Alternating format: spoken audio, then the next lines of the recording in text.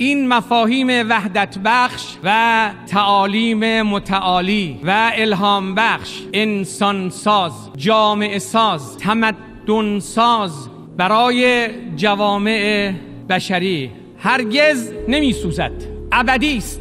تا زمین زمین است و زمان زمان باقی است. آتش توهین و تحریف حریف حقیقت نخواهد شد. ما هم اگر بد عمل کنیم، اگر به وقت عمل نکنیم، اگر تنبلی کنیم، اگر دشمن رو اشتباه بگیریم،